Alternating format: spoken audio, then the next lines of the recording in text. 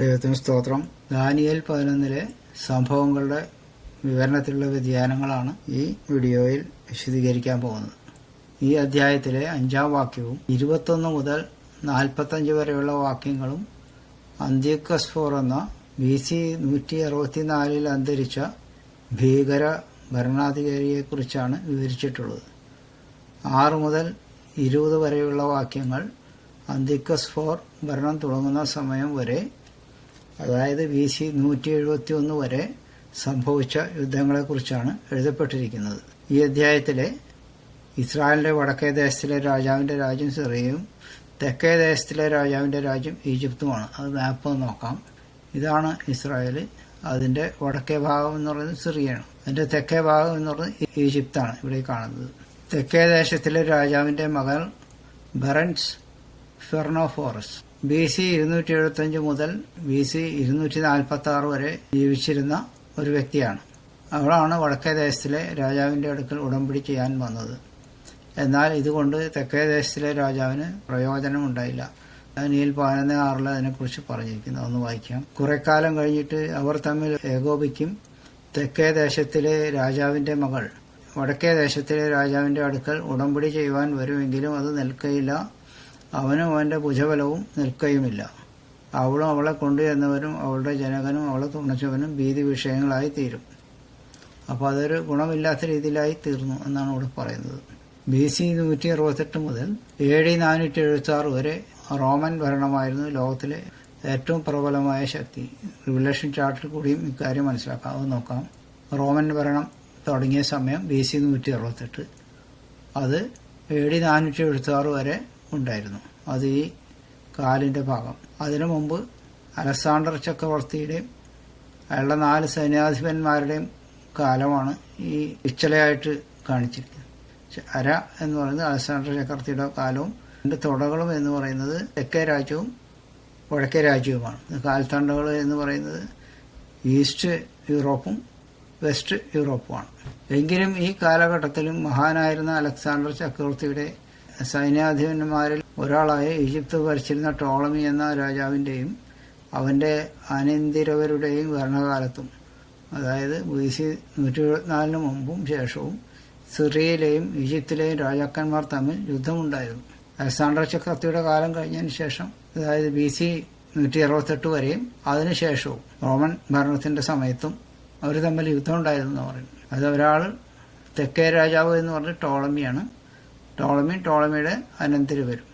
വടക്കേ ദേശത്തിലെ രാജാക്കന്മാർ എന്ന് പറയുന്നത് സെലൂക്കസ് വംശത്തിൽപ്പെട്ട രാജാക്കന്മാരാണ്.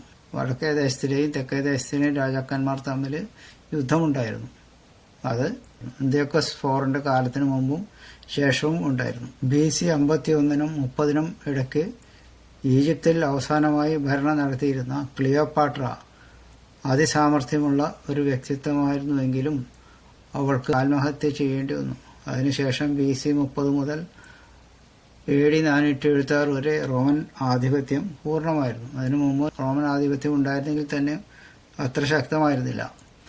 ഈ ക്ലിയോപാട്രയാണ് 17-ാം വാക്യത്തിൽ കാണുന്ന സ്ത്രീയുടെ മകൾ എന്ന് വാദിക്കുന്ന പണ്ഡിതന്മാരുണ്ട്.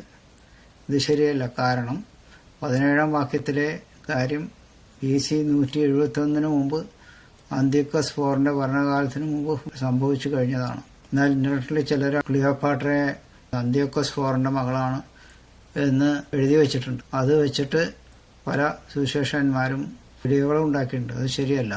ദാനിയേൽ 17-ാം വാക്യത്തിൽ "He shall also set his face to enter with the strength of his whole kingdom, and upright ones with him, that shall he do. And he shall give him the daughter of woman, corrupting her, but she shall not stand on his side, neither be for him." ഇതാണ് 17-ാം വാക്യം എന്ന് പറയുന്നത്. അതായത് daughter of woman, അതായത് സ്ത്രീയുടെ മകൾ, രാജാവിന്റെ മകളായിരിക്കാം. ആ മകളെ തെക്കേ ദേശത്തിലെ രാജാവിന്റെ അടുത്തേക്ക് ഒരു സന്ധി സംഭാഷണത്തിനായിട്ട് അയച്ചു എന്നാണ് പറയുന്നത്. മുകളിൽ നമ്മൾ 6-ാം വാക്യത്തിലും കണ്ടല്ലോ, അതുപോലെ തന്നെ. പക്ഷെ അവളെ ശത്രുപക്ഷത്ത് ചേർന്നുകൊണ്ട് ഫാദറിനെതിരായിട്ട് വർക്ക് ചെയ്തു എന്നാണ് ഇതിലിപ്പോൾ കാണുന്നത്. അത് ക്ലിയോപാട്രയാണെന്ന് പറയുന്ന ആൾക്കാരുണ്ട്. അതൊരിക്കലും ശരിയല്ല. ക്ലിയോപാട്ര ജനിച്ചിരിക്കുന്നത് ഈജിപ്തിലാണ്. തെക്കേ രാജാവിൻ്റെ രാജ്യത്തിലാണ് ജനിച്ചത്. കൺഫ്യൂസിംഗ് ആയിട്ടുള്ള വചനങ്ങളാണ് ഇതിൽ ഉള്ളത്. പക്ഷേ ഇത് വ്യാഖ്യാനിക്കുന്നതിൽ പല തെറ്റുകളും വന്നിട്ടുണ്ട്. അതിന് കാരണം ഈ വെസ്റ്റേൺ ആൾക്കാരുടെ പഠിപ്പിക്കലുകളെ ആശ്രയിക്കുന്നതുകൊണ്ടാണ്. നമുക്കങ്ങനെ അവരുടെ പഠിപ്പിക്കലുകൾ പൂർണ്ണമായിട്ട് ആശ്രയിക്കാൻ പറ്റില്ല. ഹിസ്റ്ററിയിൽ ഈ ഒരു കാര്യം അത്ര കൃത്യമായിട്ടൊരു സ്ഥലത്തും ഇല്ലാത്തതുകൊണ്ട് അവരെന്താ ചെയ്യണമെന്ന് വെച്ചാൽ സ്വന്തം അഭിപ്രായങ്ങൾ എഴുതുകയാണ്. അങ്ങനെയുള്ള അഭിപ്രായം നമുക്ക് എടുക്കാൻ പറ്റില്ല.